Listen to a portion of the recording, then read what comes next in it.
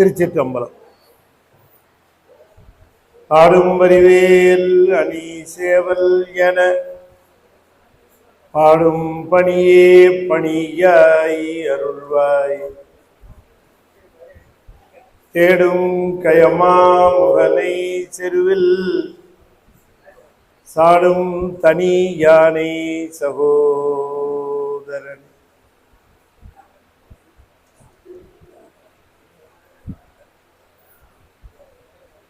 திருச்சிற்றம்பலம்.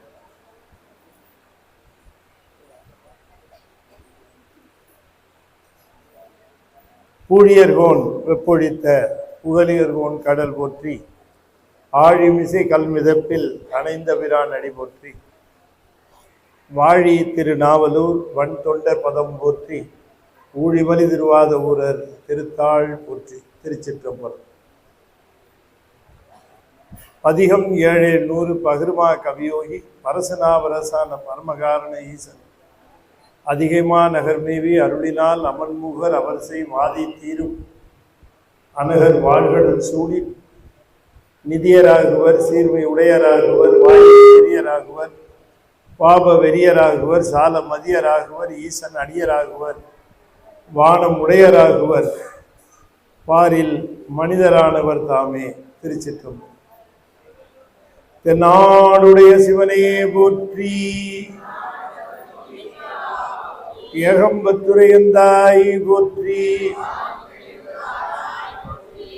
பராய்த்துறை மேவிய பரணே போற்றி, அண்ணாமலையமன்னா போற்றி, காவாய் கனகத்திரளே போற்றி, வெற்றிவேல் முருகனுக்கு. திருச்சிற்றம்பலம். அந்த சராசரங்களுக்கெல்லாம் அதிபதியாக விளங்கக்கூடிய முருகப்பெருமானுடைய ஒப்பற்ற பெருங்கருணையினாலே வேலூர் சைவ சித்தாந்த பேரவை திருக்கோயிலோடு இணைந்து இன்றைய தினம் திருநாவுக்கரசு சுவாமிகளுடைய குரு பூசையை காலை தொடங்கி மிகச் சிறப்பாக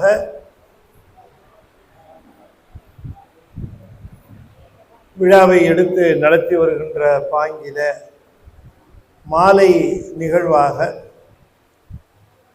தொண்டுபட்டு உய்மினே என்கிற தலைப்பில் திருநாவுக்கரசு சுவாமிகளுடைய பெருங்கருணை பற்றி சில செய்திகளை நாம் பகிர்ந்து கொள்வதற்கு திருவருள் கூட்டியிருக்கிறது.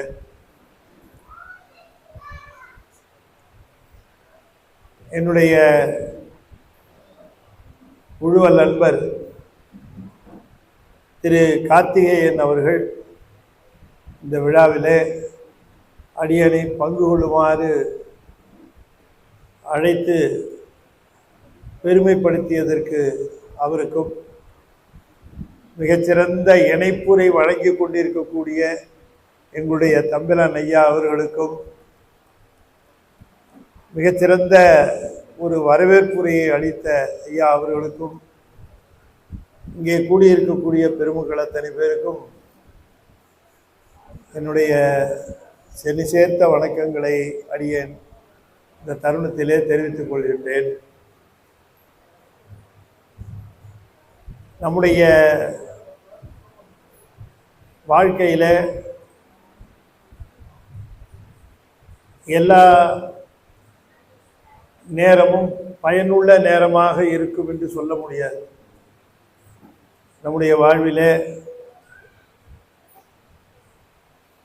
பிரபஞ்ச செய்திகளுக்காக நாம் வாழ்க்கையை கழித்து கொண்டு இருக்கிறோம். அது பயனுள்ள வாழ்வு என்று சொல்ல முடியாது. அது வினைகளை தீர்க்கிற வாழ்வு, அவ்வளவுதான். எந்த வினைகளுக்காக இந்த வாழ்வை எடுத்து வந்தோமோ அந்த வினைகளை அனுபவித்து கொண்டு இருக்கிறோம். வினை போகமே தேகம் கண்டாய், வினைதான் தீர்ந்தால் தினை போதளவும் நில்லாது கண்டாய். என்று பட்டினத்தார் சொல்றார். இந்த உடம்பு என்னென்ன வினைகளை அனுபவிக்க வேண்டும் என்று எடுத்து வந்ததோ அந்த வினைகளை முழுமையும் அனுபவித்து தீர்க்கிற வரைக்கும் உங்களை இங்கே யாரும் போன்னு சொல்ல முடியாது. உங்களை யாரும் இங்கிருந்து போன்னு சொல்ல முடியாது. வினையெல்லாம் தீர்ந்துருச்சுன்னு வச்சுங்க, உங்களை யாராலையும் இங்க இருன்னு சொல்ல முடியாது. இதுதான் லைஃப். வினைகளை நுகர்வதற்காக வருகிற வாழ்வுக்கு இடையில கொஞ்சம் பயனுள்ள வாழ்வையும் வாழ்வதற்கு ஈசன் வழிவகுத்து தந்திருக்கிறார். வினைகளை அனுபவிப்பதற்காக வந்த வாழ்வில வினைகளை போக்கிக் கொள்ளவும் வாய்ப்பு தருகிறார். அப்படி வினைகளை போக்கி தருகின்ற வாய்ப்புகளை பயன்படுத்தி கொண்டு வினைகளை போக்குகின்ற நேரம் இருக்கிறதே, அதற்குத்தான் பயனுள்ள வாழ்வு என்று பெயர். அப்படிப்பட்ட பயனுள்ள வாழ்வின் ஒரு பகுதியில இன்று முழுவதும் நாம் இருப்பதற்கு சாதகமாக இருந்த வேலூர் சைவ சித்தாந்த பேரவைக்கு நம்முடைய மனமார்ந்த வாழ்த்துக்களை நாம தெரிவித்துக் கொள்ளுகிறோம். இல்லையா? ஒருவேளை இன்னைக்கு இந்த நிகழ்வு இல்லைன்னு வச்சுங்க, நாம் என்ன செய்ய போறோம்? வேற என்ன செய்ய போறோம்? இந்திய தொலைக்காட்சிகளில் முதன்முறையாக இல்லைன்னா செல்ல நோண்டிட்டு இருக்க போறோம். காலையில எழுந்திரிச்ச உடனே பல்ல தேய்க்கிறோமோ இல்லையோ, முதல்ல செல்ல தேய்க்க ஆரம்பிச்சிருவோம். அப்படி ஐயா தான் சொன்னாங்க, இப்ப திருஞான சம்பந்தரும் திருநாவுக்கரசரும் வரணும் போல இருக்கு திரும்ப அப்படின்னு. அதான் இன்னைக்கு வந்திருக்கிறாரு திருநாவுக்கரசரே.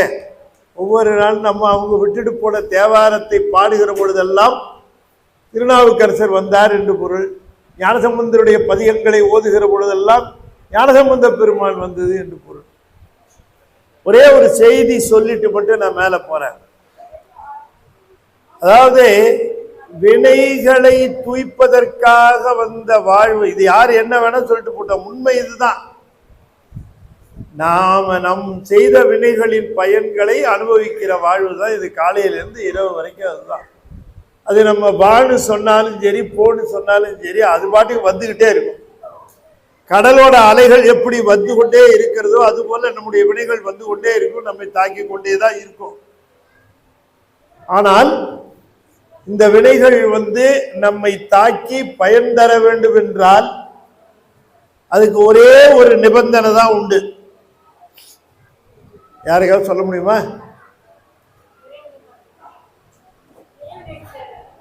இல்ல, வினை தாக்குவதற்கு ஒரே ஒரு நிபந்தனை இல்ல, அது தீர்வு கேட்கல. வினை நம்மை தாக்குவதற்கு என்ன நிபந்தனை நானே சொல்லிடுறேன். வினைகள் நம்மை சேருவதற்கு நாம பிரபஞ்சத்தோட தொடர்பு கொண்டிருக்கணும். அதுதான் பிரபஞ்சத்தோட தொடர்புல இருக்கணும். அந்த தொடர்புல இருந்தா வினை நம்மள சேரும். அந்த வினை நம்மை சேருவதற்கு நாம பிரபஞ்சத்தோட தொடர்பு கொண்டு, பிரபஞ்சத்தோட தொடர்புன்னு என்ன? டிவி பார்க்கறது, செல்ல நோண்டுறது, சொந்தக்காரங்களோட அரட்டை அடிச்சிட்டு இருக்கிறது, இல்லைன்னா வெட்டி ஒப்பு எடுத்துட்டு இருக்கிறது, இதெல்லாம் தான் பிரபஞ்சத்தோட தொடர்பு கொண்டு இருப்பது. இப்படி பிரபஞ்சத்தோட தொடர்பு கொண்டு இருக்கிற பொழுது நம்ம வினைகள் நம்ம வந்திருக்கோம். ஆனால் எவ்வப்பொழுதெல்லாம் சிவத்தோடு தொடர்பு கொண்டு இருக்கிறோமோ, எவ்வப்பொழுதெல்லாம் நம்முடைய சிந்தனை சிவத்தோடு லயித்து இருக்கிறதோ, எவ்வப்பொழுதெல்லாம் பிரபஞ்சத்தை நீங்கி நாம சிவத்தோடு சம்பந்தம் வைத்து இருக்கிறோமோ, அப்பொழுதெல்லாம் நம்முடைய வினைகள் நம்மிடம் வந்து சேர்வதில்லை. வரும், வராம போகாது, வரும், ஆனா வராது. வினைகள் வரும், ஆனா வராது. இப்ப நம்ம இங்க வந்திருக்கிறோம். இப்ப இன்னைக்கு நம்ம நினைப்பு முழுக்க எங்க இருக்குன்னா திருநாவுக்கரசர் மேல இருக்கு, சாமி மேல இருக்கு, தேவாரத்து மேல இருக்கு, நம்ம நினைப்பு மேல இருக்கு. அப்ப நம்ம நினைப்பெல்லாம் சிவத்து மேல இருக்கிற காரணத்தினால, நாம பிரபஞ்சத்தோட தொடர்பு கொள்ளாத காரணத்தினால நம்ம வினைகள்லாம் அப்படி வரும். ஆனா வெளியிலே நின்றுடும். எங்க நிக்குது? வெளியில நிக்குது. அது பார்த்துக்கிட்டே நிற்கும். சிவத்தோடைய சம்பந்தம் வச்சிருக்கிறானே, இவனை எப்படி போய் சந்திக்கிறதுன்னு நின்றுகிட்டு இருக்கும். அடுத்தடுத்து வரும், எல்லாம் வந்து காத்துட்டு இருக்கும். ஒருவேளை கோயிலுக்குள்ள வந்ததுக்கு பிறகு சொந்த கதையை பேசணும்னு வச்சுங்க, நம்ம பக்கம் வந்துட்டான்டா அப்படின்னு உள்ள வந்துடும். புரியுதுங்களா? சிவத்து மேலேயே சம்பந்தம் நினைப்பு இருந்ததுன்னா அங்கே நிற்கும். உள்ள வந்ததுக்கு அப்புறமும் சொந்த கதை பேசணும்னு வச்சுங்க, வந்துடும், வந்து சேரும். அப்ப இந்த 1 மணி நேரம், இந்த உதாரணத்துக்காக சொல்றேன், இந்த 1 மணி நேரம் 2 மணி நேரத்துக்கு இந்த வினைகள் நம்மை தாக்காமல் வெளியிலேயே நின்று அந்த வினைகளானது நம்மை சாராமல் போகும். அப்ப வினைகள் நம்மை சாராமல் இருப்பது எவ்வப்பொழுது என்று கேட்டால், சிவத்தோடு சம்பந்தம் வைத்து சிவ பூஜை செய்து சிவ வழிபாடு செய்து சிவனை சிந்தித்து சிவனடியார்களோடு இருக்கிற பொழுதெல்லாம் வினைகள் நம்மை தாக்காது. சரி, இப்ப நம்மளை தாக்காம வெளியில இருந்தது வினைகள், அது என்ன ஆகும்? அது எப்படியாவது அது பைசல் பண்ணி ஆகணும் இல்ல, நம்ம அக்கௌண்ட் அதை வெளியில நிறுத்தியாச்சு, போகாத, நம்மளை பத்தி சிந்திச்சுட்டு இருக்கான், எல்லாம் வெளியிலேயே நிக்குது. இப்ப அது என்ன பண்ணும்? அது ஏதாவது ஒரு வழி பண்ணி ஆகணும் இல்ல, வினைகளை தீர்க்கணும் இல்ல. அப்ப அந்த வினைகள் எல்லாம் என்ன பண்ணுவார் சாமி? தான் எடுத்துக்குவாரா? தனக்கு தேகம் இல்லை, தான் அதை அனுபவிக்க முடியாது, தான் வினைக்கு அப்பாற்பட்டவர் ஜலகண்டேஸ்வரர், அதனால அவர் எடுத்துக்க முடியாது, நம்ம கிட்டயும் வராது, அவர்கிட்டயும் போகாது. அப்ப இந்த வினைகளை என்ன பண்ணுவாருன்னா, நமக்கு வர தீவினைகள்லாம் வெளியில நிக்கிற தீவினைகளை நமக்கு யாராவது தீமை செஞ்சிருப்பார்ல, அவனுக்கு போனஸா கொடுத்துருவாரு. அதையெல்லாம் நான் சொல்லல, சிவஞான சித்தியார்ல சொல்லுது, சிவஞான சித்தியார்ல சொல்லுது. இவருக்கு செய்கிற இதம் அகிதம் எல்லாம் இறைவன் அவருக்கு செலுத்தி விடுவான். இவருக்கு செய்யற நல்லது கெட்டது எல்லாத்தையும் இவருக்கு யாரு தீங்கு நல்லது. இப்ப உதாரணமா நமக்கு நல்வினையும் அங்க இருக்கும், உண்மைதான். தீவினை வராதுன்னா நல்வினை மட்டும் வருமா? அதுவும் அங்க நிற்கும். அதை என்ன பண்ணுவார் அப்படின்னு கேட்டா, நமக்கு யாராவது நன்மைகள் பண்ணியிருப்பாங்கல்ல, அவங்களுக்கு அதை கொடுத்துருவார். அப்படி அதனாலதான் அடியார்களுக்கு ஏதாவது நாம் நன்மை செய்தால் அவருடைய நல்வினை பயன்கள் எல்லாம் நமக்கு வந்து சேர்ந்து நமக்கு நன்மை பெருகும் என்று சொன்னார்கள். எந்த வினை பயனாக இருந்தாலும் சரி, எந்த பயனாக இருந்தாலும் சரி, அதை தருவதற்கு இந்த உலகத்தில யாருக்கும் வல்லமை கிடையாது. சிவபெருமான் ஒருவனை தவிர வல்லமை உடையவர் என்றது எந்த பொருளும் இல்லை, எந்த பொருளும் இல்லை. அருளாளர்கள் பல அருள் நிலைகளை செய்து காட்டினார்கள். ஆனாலும் அவர்கள் அதை செய்தார்கள் என்று நமக்கு காட்டினாலும் உண்மையில் அவர்களை வைத்து செய்தது சிவபெருமான் தான். உயிர்களுக்கு எந்த விதமான வல்லமையும் கிடையாது. ஒரு துரும்ப கூட தூக்கி இப்படி போட முடியாது உயிர். எல்லா வல்லமையும் உடையவன் சிவபெருமான் ஒருவன் தான். அப்ப நான் ஒருவரை வணங்குகிறேன், உதாரணத்துக்கு சொல்லுகிறார், சித்தியார்ல கூட சொல்லுகிறார், தாய் தந்தையரை நான் வணங்குகிறேன். உன் தாய் தந்தையரை வணங்குன்னு சொல்றாங்க. என்ன சார் என் தாய் தந்தையரை வணங்குகிறேன்? நான் தான் சாப்பாடு போடுறேன், நான் தான் துணிமணி வாங்கி தரேன், உடம்பு சரியில்லைன்னா நான் தான் ஹாஸ்பிட்டலுக்கு கூட்டிட்டு போறேன், எல்லாம் அவங்களுக்கு நான் தான் பண்றேன், அவங்கள வணங்கினா அவங்களால எனக்கு என்ன கொடுக்க முடியும்னு கேட்கிறேன். நல்ல தெளிவாக தெரிந்து கொள்ள வேண்டும். தாய் தந்தையரை வணங்கினால் தாய் தந்தையரை ஒன்றும் தர முடியாது. ஆனால் இவன் தாய் தந்தையரை வணங்குவதை பார்த்து மகிழ்ந்து சிவபெருமான் தான் அந்த பயனை அவர்களுக்கு வழங்குகிறான். ஆகவே சிவம் தான் நன்மைகளை வழங்கும். அவனுக்கு உளம் மகிழும் வண்ணமாக செய்கிற பொழுது அந்த பயனை நல்குவது யார்? சிவம்தான் நல்கும். அடியார்கள் எல்லாம் சொல்லுகிறார்கள். சுந்தரமூர்த்தி சுவாமி சொல்லுகிறார், முதலே வாயிலிருந்து பையனை வரவழைக்கிறதுக்கு முதலையே வா, யமனே தா, பையனே வா அப்படின்னு நான் சொன்னார். அப்படியாம சொன்னார்.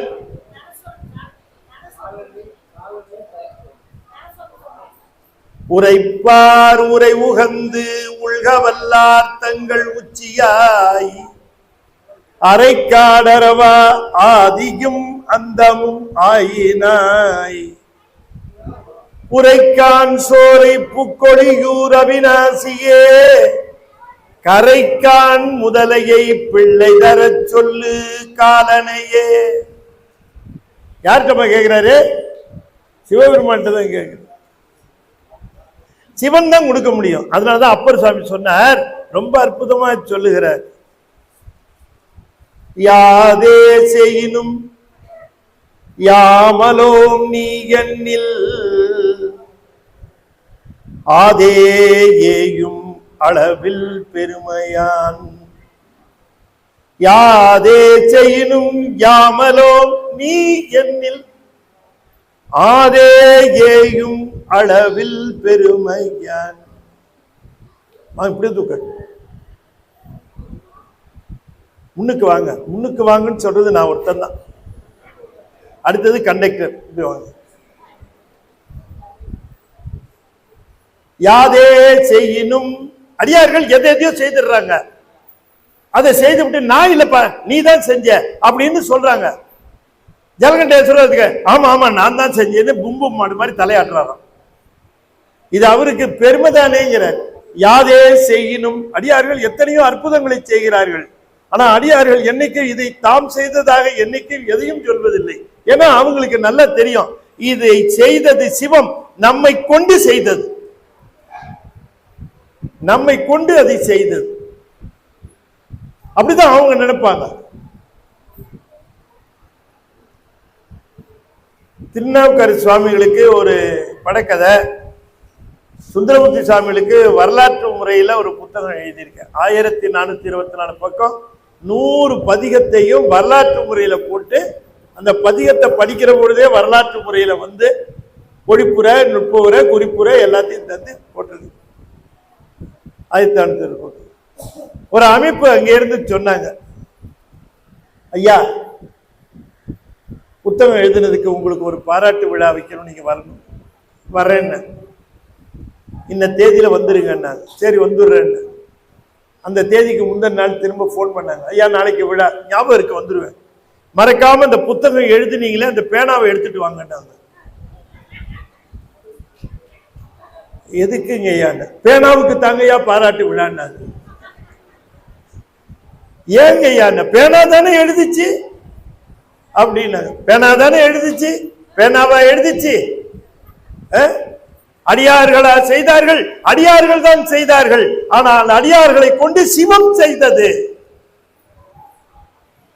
மறந்துடக்கூடாது. நம்ம வாழ்க்கையில நாம செய்கிறதெல்லாம் நாம செய்தோம்னு நினைச்சோம்னா நாம வினைகளை அனுபவித்துக் கொண்டு இருக்கிறோம். இது நாம் செய்வதல்ல, திருவருளால் இது நிகழ்கிறது. இது திருவருளினாலே நிகழ்கின்ற ஒன்று. எனக்கென்று ஆற்றல் கிடையாது, திருவருளே நிகழ்த்துகின்றது. அது எவ்வாறு நிகழ்த்துகின்றதோ அவ்வாறே நாம் அனுபவிப்போம் என்கிற பக்குவம் வந்து விட்டால் அதற்கு பேரு ஞானம்னு பேரு. ஞானம்னா நிறைய படிக்கிறது, ஒப்பிக்கிறது இல்ல. ஞானம்னா நிறைய படிக்கிறது, நிறைய மனனம் செய்கிறது, நிறைய ஒப்பிக்கிறது, நிறைய இல்ல. ஞானம் என்னன்னு கேட்டா, எதுவும் என்னால் ஆவது இல்லை, திருவருள் தான் நிகழ்விக்கின்றது. என்னுடைய வினைகளை எனக்கு ஊட்டுவதும், நான் வினைகளை ஊட்டுகிற பொழுது அந்த கணக்கை வைத்துக் கொள்ளுவதும் இல்லையா? அற்புதமா சொன்னார். தொழுது தூமலர் தூவி துதித்து நின்று அழுதுகாமுற்று அரற்றுகின்றாரையும் பொழுதுபோக்கி புறக்கணிப்பாரையும் எழுதும் கீழ்கணக்கு நம்பரீசனே. தொழுது தூமலர் தூவி துதித்து நின்று அழுது காமுற்று அரற்றுகின்றாரையும் பொழுதுபோக்கி புறக்கணிப்பாரையும். நாம கவலைப்பட்டு இருக்க வேண்டாம். புறக்கணிக்கிறவன் இப்படி புறக்கணிக்கிறானே, இப்படி வரமாட்டேங்கிறானே, இப்படி கும்பிட மாட்டேங்கிறானே, டோன்ட் வரி அபவுட் தட். அவர் அக்கௌண்ட் மெயின்டைன் பண்றார். எழுதும் கீழ்கணக்கு நம்பரி. நான் வீட்டுக்குள்ள போறேன், வெயில் காலம், வீட்டுக்குள்ள போனேன், ஃபேன் போட்டுக்கிறேன் இல்லையாம்மா, ஃபேன் போட்டு. அங்கேருந்து என் வீட்டு அம்மா வராங்க, என்னங்க ஏன் ஃபேன் போட்டுக்கிறீங்க, ஏசியே போட்டுங்க, கொஞ்சம் ஜிலு ஜிலுன்னு இருங்க அப்படிங்கிறேன். ஏன்னா அன்னைக்கு சம்பள நாள், ஏசி போட்டுக்குங்க அப்படிங்கிறேன். சரி நீ ஏசி போட்டு. ஃபேன் ஓடுது, ஏசி ஓடுது. அடுப்பங்கரைக்கு போனா எக்ஸாஸ்ட் ஃபேன் ஓடுது. பெட்ரூம்ல போனா அங்க ஒரு ஏசி ஓடுது. பின்னால யாருக்கு போனா அங்க ஒரு மோட்டார் ஓடுது. எல்லாத்துக்கும் சேர்த்து வெளியில மீட்டர் ஓடுது. என்னம்மா, உள்ளுக்குள்ள எதை போட்டாலும் வெளியில ஈபிக்கே தெரியாம இன்னைக்கு ராத்திரி முழுக்க ஒரு ஃபேனை ஓட்டிட்டேன் சொல்ல முடியுமா? அது பாட்டுக்கு ஆட்டோமேட்டிக்கா இங்க என்ன போட்டாலும் அங்க மீட்டர்ல ஏறு. இங்க நம்ம இந்த உலகத்துல என்ன செஞ்சாலும் மேல நம்ம மீட்டர் ஒண்ணு ஓடிக்கிட்டே இருக்கு. யாரும் எனக்கு யாருக்கும் தெரியாம செஞ்சுட்டேன்னு ஒருத்தரும் நினைக்க முடியாது. இவங்களுக்கு தெரியாம செஞ்சுட்டேன், அவங்களுக்கு தெரியாம செஞ்சுட்டேன் இல்ல. எழுதும் கீழ்கணக்கு இன்னம்பர் ஈசன். இப்ப கணக்கு யார்கிட்டமா இருக்கு? சத்தமா சொல்லுங்க. கணக்கு யாருகிட்ட இருக்கு? ஈசன் கிட்ட கணக்கு இருக்கு. நம்ம கணக்கு அவன்கிட்ட தானே இருக்கு. அப்புறம் நம்ம கணக்கு எவங்கிட்டயோ இருக்குன்னு அவன்கிட்ட காசு கொடுத்து கேட்டுட்டு இருக்கிறீங்க. அந்த கணக்கை எப்படி அவன் வாங்கிட்டு வந்தான்? அவர்கிட்ட திருடிட்டு வந்துட்டானா? இல்லைன்னா அவரு கொடுத்துட்டாரா இந்த கணக்கை வச்சு நீ சம்பாதிச்சுக்கன்னு? எப்படிங்க? மொத்த கணக்கும் அவர்கிட்ட தான் இருக்கு. அதுல மாற்றுவதற்கோ திருத்துவதற்கோ சகல உரிமை உடையவர் சிவபெருமான் ஒருவன் தான். இந்த உலகத்திலே எந்த பரிகாரம் எந்த சாங்கியம் எதையும் செஞ்சு அவன் கணக்கை திருத்தலான்னு நினைச்சா அதை விட அஞ்ஞானம் கிடையாது. இவன் எப்படிங்க அவர் எழுதின கணக்குக்கு சாங்கியம் சொல்லுவான், பரிகாரம் சொல்லுவான்? நீங்க நான் நியாயமா கேட்கிறேன், சைவர்கள் சொல்லுங்க. பரிகாரத்தை இவன் எப்படி சொல்லுவான்? கணக்கு அவர் வச்சிருக்கிறார். பரிகாரம் எங்க இருக்கு தெரியுமா? சாமி கிட்ட இருக்கு. அவர்கிட்ட போய் கண்கள்ல கண்ணீர் விட்டு, அம்மா ஏ அப்பா முப்பிலாமணியே அன்பினில் விளைந்த அறமுதே, கண்ணீர் விட்டீங்கன்னா கணக்கை எடுத்து சொல்றாரு அப்பர் சாமி. அழுது தொழுவார்க்கெல்லாம் ஆய்ந்து ஆய்ந்து அகற்றுவான் கான். அழுது வந்து நின்று அரட்டுகிறவருடைய கணக்கை எடுத்து நம்ம போய் கும்பிட்டுட்டு போயிடுவோம். நம்ம பாட்டு கும்பிட்டுட்டு போயிடுவோம். சாமி என்ன பண்ணுவாரான்? கும்பிட்டுட்டு அழுதுட்டு போறான். அப்ப அந்த கணக்கு புஸ்தகத்தை எடுத்துருவான். எடுத்து வச்சு பிரிச்சு நம்ம பக்கத்துல முக்கியமான 4-5 பக்கத்தை எடுத்து அப்படியே கிழிச்சு போட்டுருவாங்க. வினை கணக்கு ஆய்ந்து ஆய்ந்து அறுப்பான் காண்னார் அப்பர் சுவாமி. வினைகளை போக்க வல்ல ஒரே கடவுள், ஒரே பொருள் சிவபெருமானை தவிர வேறு எதுவும் இந்த பிரபஞ்சத்துல கிடையாது. தயவு செய்து நம்பாதீங்க. ஒன்றே பதி, ஒன்றே பதி. சிவபெருமான் ஒருவன் தான் பதி. அவனுக்கு சொல்லப்படுகிற அடையாளங்கள் வேறு எவருக்கும் சொல்லப்பட முடியாது. அவன் ஒருவனுக்குத்தான் சடாமுடி உண்டு, அவன் ஒருவனுக்குத்தான் நெற்றிக்கண் உண்டு, அவன் ஒருவனுக்குத்தான் பிறை உண்டு, அவன் ஒருவனுக்குத்தான் கங்கை உண்டு, அவன் ஒருவன் தான் எலும்பு மாலை அணிந்திருப்பான், அவன் ஒருவன் தான் பன்றி கொம்பு அணிந்திருப்பான், அவன் ஒருவன் தான் ஆமையோடு அணிந்திருப்பான், அவன் ஒருவன் தான் அருவமாயிருப்பான், உருவமாயிருப்பான், அரு உருவமாயிருப்பான், அவன் ஒருவன் தான் இந்த மூன்றையும் தாண்டி சொரூபமாக இருப்பான். அவன் ஒருத்தன் தான் சுடுகாட்டில் இருப்பான். வேற எந்த சாமியும் அந்த ஏரியா பக்கமே போகாது. ஏன்னா அதுக்கே பயம் சுடுகாட்டை பார்த்து. ஆனா நம்மால் அங்க இந்த மாதிரி ஒரு டயஸ் போட்டு ஆடிட்டு இருக்கார். கோயில் பொல்புலித்தோல் அட கோயில் சுடுகாடு. ஒரு மாணவர் கேட்டார், ஐயா கோயில்ல இருப்பாருங்கிறீங்க, சுடுகாட்டில் இருப்பாருங்கிறீங்க, நாங்க எங்க போய் பாக்குறது? இதெல்லாம் வக்கனையா கேட்பான். நாங்க கோயிலுக்கு போறதா சுடுகாட்டுக்கு போறதா அப்படிங்கிற மாதிரி கேட்கறான். நாங்க எங்க போய் பாக்குறதுன்னா நான் சொன்னப்பா அவர் கோயில்ல இருக்கார், நீ கோயிலுக்கே போ, அங்கேயே போய் பாரு. ஆனா எல்லா பயிலும் கோயிலுக்கு வருவேன்னு சொல்ல மாட்டேங்கிறான், வரமாட்டேங்கிறான். இவன் கோயிலுக்கு தான் வரமாட்டேன்னு சொல்ல முடியுமே தவிர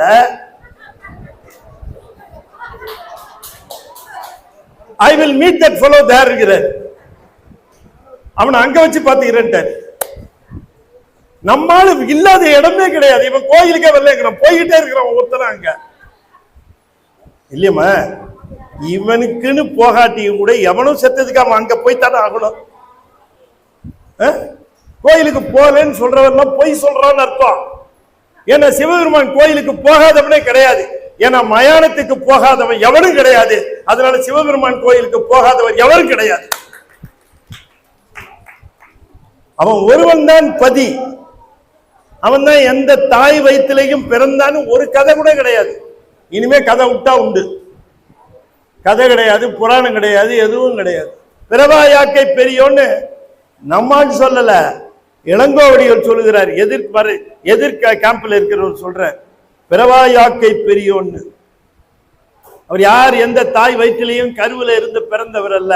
பல தெய்வங்கள் கருவில இருந்து பிறந்த தெய்வங்கள். ஆனால் சிவபெருமான் அப்படி அல்ல. செம்மான் மகளை திருடும் திருடன் பெம்மான் முருகன் பிறவான்கிறவான். ஆகையினாலே நம்முடைய முழுமுதற் பொருளாக இருக்கக்கூடிய சிவத்தை நமக்கு நன்றாக அடையாளம் காட்டியவர்கள் நால்வர் பெருமக்கள். அதேபோல அப்பர் சுவாமிகள் அற்புதமாக அடையாளம் காட்டியிருக்காரு. உன் கணக்கு முழுக்க அவர்கிட்ட இருக்குடா. நீ எதுக்கு யாரையோ மனிதனை நம்பி அவன் கணக்க மாத்துவான், இவன் கணக்க மாத்துவான், இவன் பரிகாரம் பண்ணுவான், அவன் பரிகாரம் பண்ணுவான்னு ஏண்டா போற? நீ நம்ப வேண்டியது சிவத்தடா. உன் கணக்க சரி பண்ணக்கூடிய வல்லமை உடையவன் அவன். எங்கெங்கயோ போய் அலையறதுக்கு அவன் முன்னால போய் நின்று அழுகு, கண்ணீர் விடு. நானே பொய், என் நெஞ்சம் பொய், என் அன்பும் பொய், ஆனால்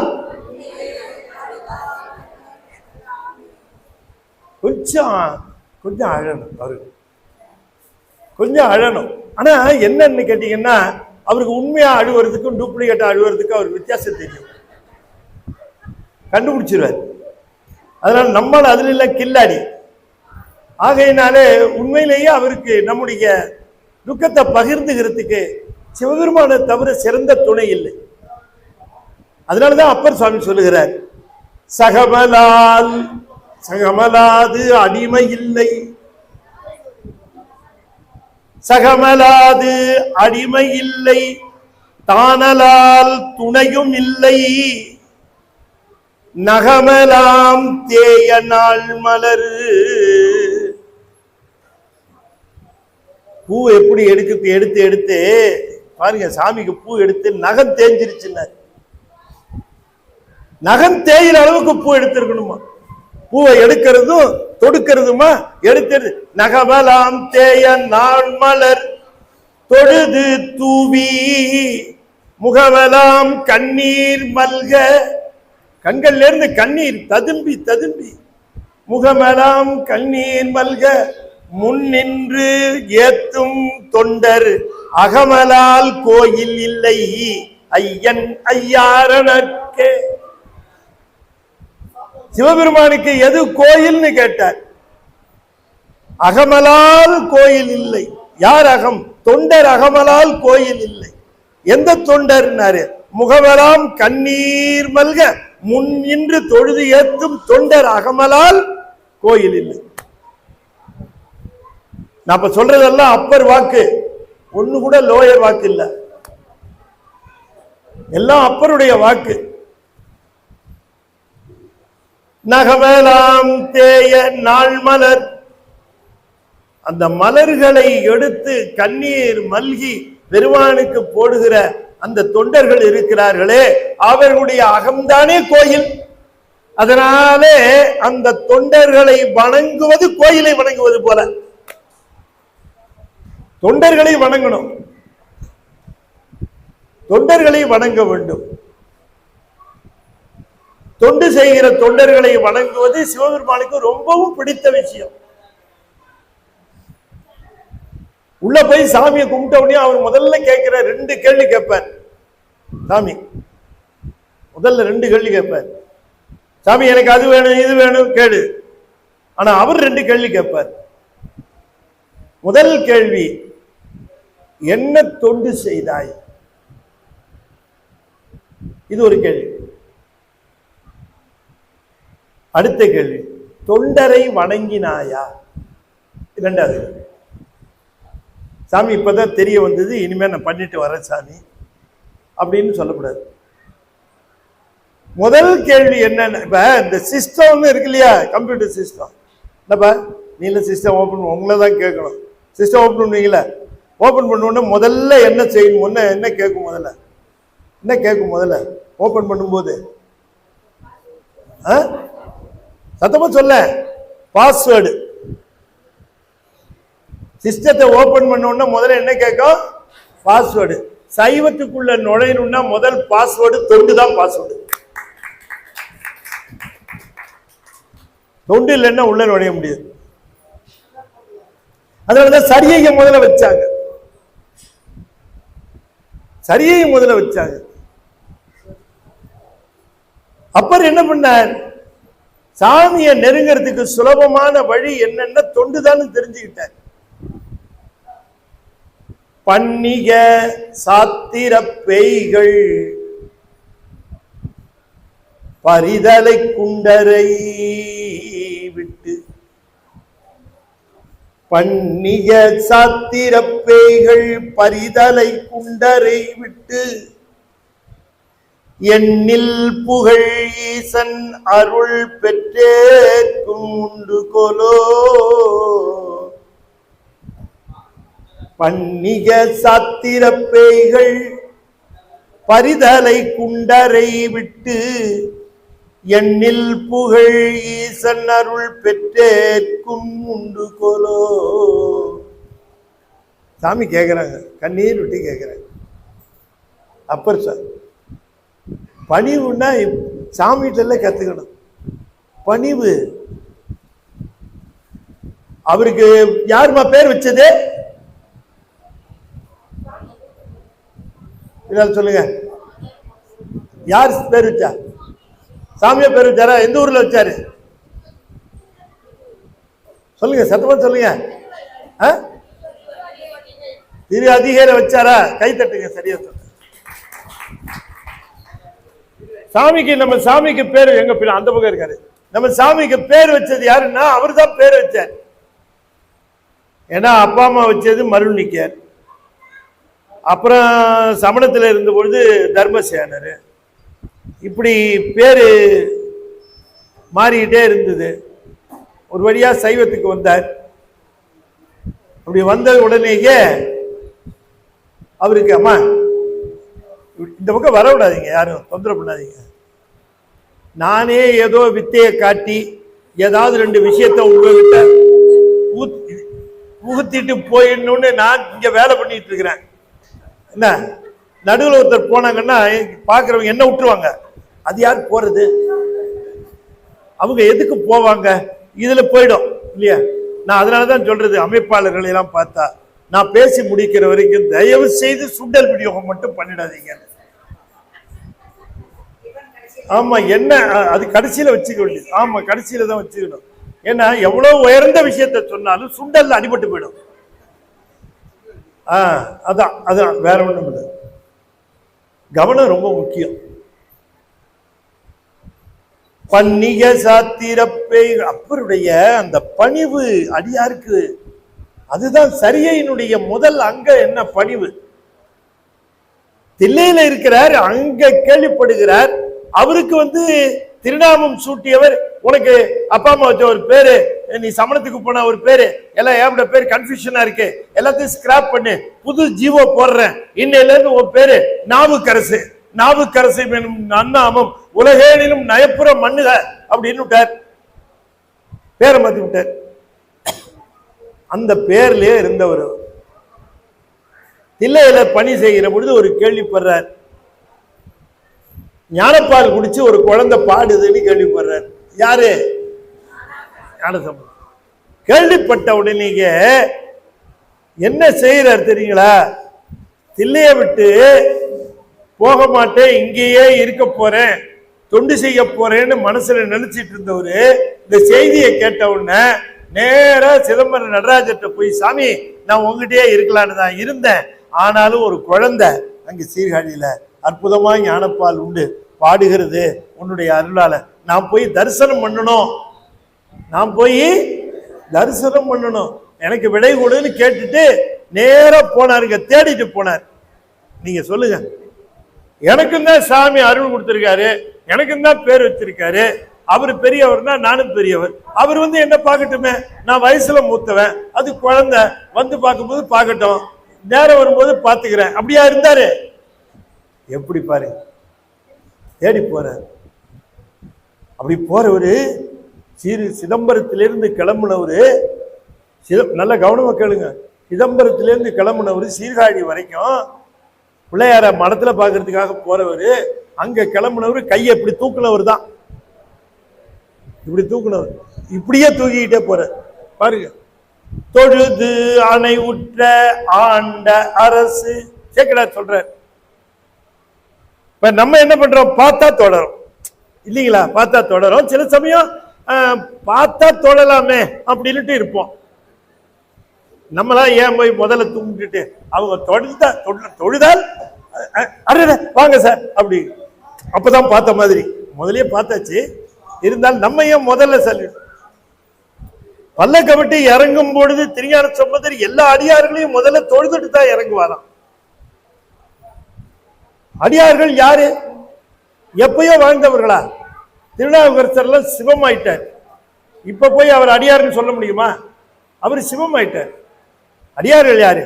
நம்ம காலத்துல நம்ம கூட வாழ்ந்து சிவத்தொண்டு செய்து திருநீரு பூசி உருத்திராட்சம் அணிந்து சிவநாமம் செபித்து தொண்டு செய்கிறார்களே, அவர்கள் தான் சிவனடியார்கள். இத நல்லா புரிஞ்சுக்கணும். எப்பயோ வாழ்ந்தவங்க சிவனடியார்ல, நம்ம கூட வாழ்கிறவர்கள். இளையங்குடி மாறனார் யாருக்குமா சாப்பாடு போட்டாரு?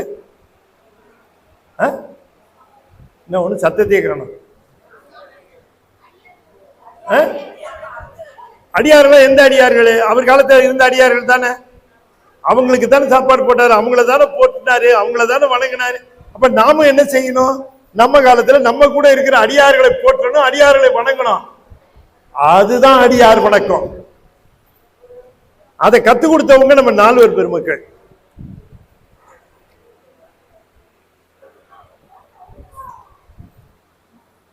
பண்டிக சாத்திர பேய்கள் பரிதலை குண்டரை விட்டு எண்ணில் புகழ் ஈசனருள் பெற்றேற்கும் உண்டு கொலோ. பண்ணிய சாத்திரம், இந்த சமணர்களுக்கு இருக்கக்கூடிய சாத்திரம் பண்ணியது. ஏன் பண்ணியதுன்னு சொன்னாருன்னா, நமக்கு இருக்கிற சாத்திரம் எல்லாம் யார் பண்ணுது அப்படின்னு கேட்டா சிவம் பண்ணது. ஞான சம்பந்தர் கேட்டா எனதுரை தனதுரையாகம்பர்.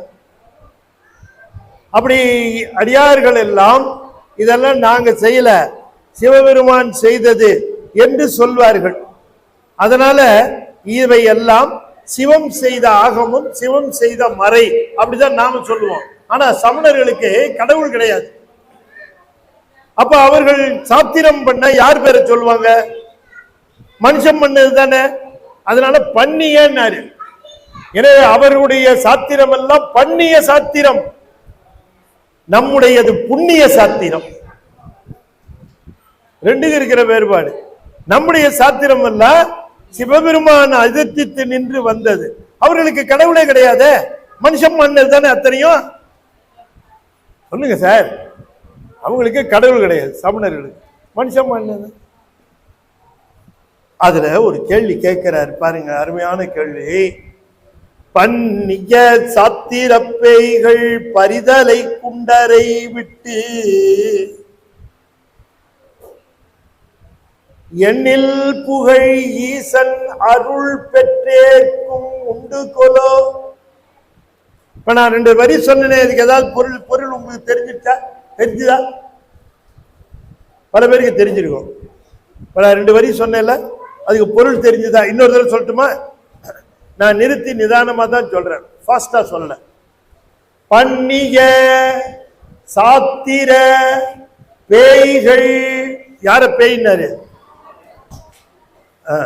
பன்னிய சாத்திர பேய்கள் பரிதலை குண்டரை விட்டு எண்ணில் புகழ் ஈசன் அருள் பெற்றேற்கும் உண்டு கொலோ.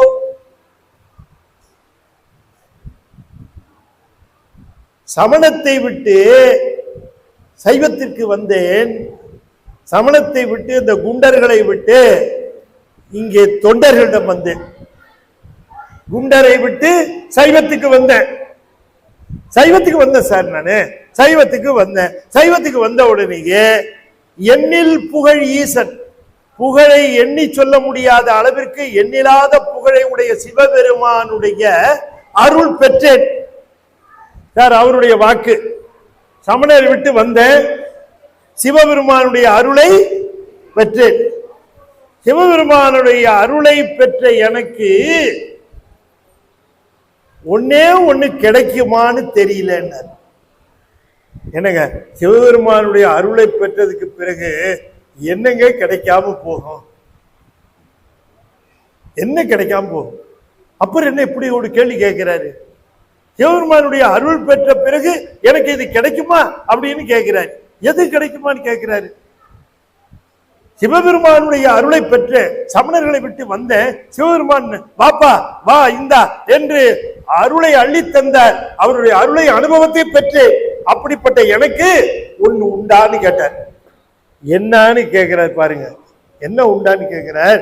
சிவபெருமானுடைய அருளை பெற்று விட்டேன், சிவபெருமானுடைய அருளை பெற்று விட்டேன், சிவனடியார்களுடைய அருளை பெற முடியுமான்னு கேட்கிறார். பாருங்க, சிவனுடைய அருளை பெற்று விடலாம், ஆனால் சிவனடியார் அருளை பெற முடியுமா? நான் பெற்று விட்டேனான்னு கேட்கிறாருங்க. இந்த பாட்டோட வெயிட்டை நீங்க தான் பார்த்துக்கணும், சும்மா படிக்க கூடாது. பாட்டுக்கு என்ன வெயிட்னு பார்க்கணும்.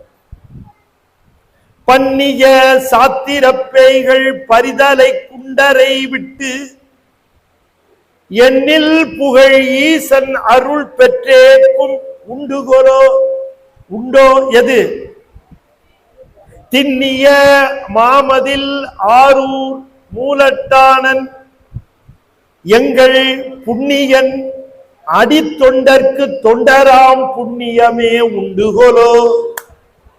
சிவபெருமானுடைய அருளை பெற்றேன், சிவன் தொண்டர்களுக்கு நான் தொண்டராக கூடிய பேரு கிட்டுமா தெரியலையேங்கிற. எது கஷ்டம்? கரெக்டா சொன்னீங்க. அடியார்களுடைய ஆசி பெறுவதுதான் கஷ்டம். அது இம்மொபைல் சிவம், இது மொபைல் சிவம். ஆமா, இந்த நடமாட சிவம் என்று சொல்லுகிறாரே, நடமாட கோயில். இந்த நடமாட கோயில் என்று சொல்லுகிற அடியார்கள் யார் என்று கேட்டால், அவர்கள் ரொம்ப தெளிவாக தெரிந்து கொள்ள வேண்டும், நன்றாக தெரிந்து கொள்ளுங்கள். அகக்கோயில்னு ஒண்ணு சொன்ன பார்த்தீங்களா, அந்த அகக்கோயிலை திறந்தவர்கள், அந்த அகக்கோயிலை திறந்தவர்கள். அகமே கோயிலாக கொண்டீரே, அகமலால் கோயில் இல்லையே அப்படின்னு சொன்னார் இல்லையா. அந்த அகம், அந்த அகத்திலே சிவத்தை கண்டு வழிபடுகிறவர்கள் திருக்கோயிலுக்கு வந்து வழிபடுகிற பொழுது அகத்திலே கண்டதோடு புறத்திலேயும் கண்டு, நான் அகத்திலே கண்டது மாதிரியே இங்கேயும் இருக்கிறாயே என்று இரண்டையும் இணைத்து பாடியதுதான் நம்முடைய திருமுறை பதிகங்கள் என்று தெரிந்து கொள்ள வேண்டும். திருமுறை பதிகங்கள் எல்லாம் உள்ளே இருக்கிற கோயிலையும் பார்த்துட்டு வெளியில இருக்கிற கோயிலையும் பார்த்து, ஆகையினாலே இந்த அகம் என்று சொல்லக்கூடிய ஒன்று இருக்கிறது அல்லவா, அந்த அகத்தையே கோயிலாக கொண்டவர்கள் தொண்டர்கள். எனவே தொண்டர்களை வழிபட்டு வழிபட்டு அகக்கோயிலை வழிபட்டு உங்கள் அகக்கோயிலை திறந்து அதனை வழிபட்டு சிவத்தை திருக்கோயிலிலே வழிபடுங்கள் என்று சொல்லித் தருகிறார். அந்த தொண்டருடைய பெருமை, நம்மை நெறிப்படுத்துகிறவர்கள் தொண்டர்கள். நீங்க நேரா போய் சிவபெருமானை வழிபட்டு சிவனை பாடி நான் நேரா சிவபெருமானுடைய அருளை பெற்றுவிடலாம் என்று நினைக்க முடியாது. அப்படித்தான் சுந்தரர் போனாரு திருவாரூருக்குள்ள. இவ அடியாருக்கெல்லாம் அடியாராகும் நாள் என்னாலோ அப்படின்னு நினைச்சிட்டு போயிட்டாரு உள்ளார. விரண்மிண்டர் என்ன பண்ணாரு, யார் இவன்னு கேட்டார். அப்ப அவங்க சொன்னாங்க, இவர்தான் நம்பி ஆரூரர், அற்புதமான சிவனடியார், சிவ தொண்டர், சிவபெருமானுக்கு இவரை ரொம்ப பிடிக்கும். அது எப்படி சிவனடியார்கள் இங்கு இத்தனை பேர் இருக்கிற பொழுது இந்த அடியார்களை வணங்கி இந்த தொண்டர்களை வணங்கி இந்த அடியார்களை வாழ்த்தி இவருடைய வாழ்த்தை பெறாமல் நேராக சென்று சிவபெருமானிடம் அருளை பெற்றுவிடலாம் என்று போகிறானே, இவனை நான் சைவத்திலிருந்து தள்ளி வைக்கிறேன். அதுதானே சைவம் இல்லைங்களா? முதிரும் அன்பில் பெரும் தொண்டர் முறைமை நீடு திருக்கூட்டத்து எதிர்முன் பரவும் அருள் பெற்றே இறைவர் பாதம் தொழ பெற்றார். பெரிய புராணம். அடியார்களை தொழுது ஆண்டவனை தொழுதல் வேண்டும். ஈஸியா வேலை நடக்கும். அடியார்களை தொழுத பிறகு ஆண்டவனை தொழுதால் வேலை ஈஸியா நடக்கும். நேரா ஆண்டவன்கிட்ட போய் முட்டிக்கிட்டு நின்னோம்னா லேட்டா ஆகும். லேட்டா அடியாரை தொழுது அங்கே சென்றால் அடியார் வணக்கம் செய்தால் அது அதை சொல்லுகிறார் இங்கே. பண்ணிய சாத்திர பேய்கள் பரிதலை குண்டரை விட்டு எண்ணில் புகழ் பெற்றேற்கும் உண்டுகொலோ ஈசன் அருள் பெற்றேற்கும் உண்டுகொலோ தின்னிக மாமதில் ஆரூர் மூலட்டானன் எங்கள் புன்னிகன் அடித்தொண்டருக்கு. ஐயா, சிறந்த பெரிய தொண்டருக்கு தொண்டராக கூடி இல்லாட்டியும் பரவாயில்ல, அடித்தொண்டருக்கு தொண்டராம் புண்ணியமே. அடித்தொண்டருக்கு தொண்டராம் புண்ணியம். தொண்டர்லயே கடைசியில இருப்பாங்கல்ல, அவங்களுக்கு கீழே இருக்கிற அந்த புண்ணியம் கிடைச்சாலே போதுங்கிற. தொண்டருக்கு தொண்டராம் புண்ணியம். ஆகையினாலே அப்பர் சுவாமி சொல்லுகிறார், சிவனை எளிமையாக நெருங்குவதற்கு தொண்டர்கள் வழியாகத்தான் போக வேண்டும். தொண்டர்கள் வழியாகத்தான் போக வேண்டும். அதனால அதை சொன்னார். தொண்டு பட்டு உய்மினே, அதான் இன்னைக்கு தலைப்பு. தொண்டு பட்டு உய்முனே. நல்லா கிளம்ப கேளும். தொண்டு செய்து உய்மினேன்னு சொல்லல இந்த பாட்டுல. தொண்டு செய்து உய்மினேன்னு சொல்ல, தொண்டு பட்டு வெம்பினை பேசி விளக்கினை பெருக்கி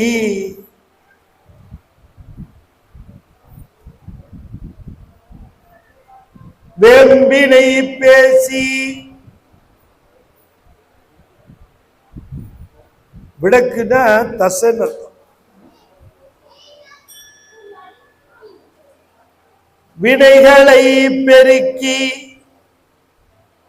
தூம்பினை தூர்த்து அங்கோர் சுற்றம் துணையென்று இருந்தீர் தொண்டீர். அங்கே ஒரு சுற்றம் துணையென்று இருந்தீர் தொண்டீர். வெம்பினை பேசி விடக்கினை ஒம்பி வினைகளை பெருக்கி. வேம்பினை பேசினா என்ன அர்த்தம் அப்படின்னு கேட்டா, வேம்புன்னா என்ன அர்த்தம்? வேம்புன்னா கசப்பா? கசப்பு, வேப்பங்காய்.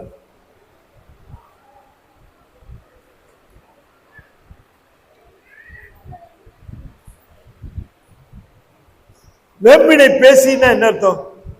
சாமி சொல்றாரு, சிவனை தவிர நீ எது பேசினாலும் அது வேப்பங்கான்னு. அவ்வளவுதான். அவரை பொறுத்த வரைக்கும் சொல்லிட்டாரு. அப்புறம் நம்ம இந்த வெட்டி கதைன்னு நம்ம சொல்லுவோம். வெட்டி கதை, ஊர் கதை. சாமி சொல்றாங்க அது வேம்பினை பேசி. வேம்பினை பேசி என்று சொன்னால் சிவத்தை பேசுவது மட்டும்தான் கரும்பு. கரும்பினில் கட்டி போல்வார், மித்ததெல்லாம் வேம்பு. யாராவது உங்ககிட்ட வந்து பேசுனாங்கன்னா, சிவபெருமானை பத்தி பேசுனா உங்களுக்கு கரும்பு மாதிரி இனிக்கணும். மத்த கதை பேசுனா இன்னும் எவ்வளவு கசப்பா பேசுன. வேம்பினை பேசி சிவத்தையே பேச வேண்டும், சிவம் பற்றியே பேச வேண்டும்.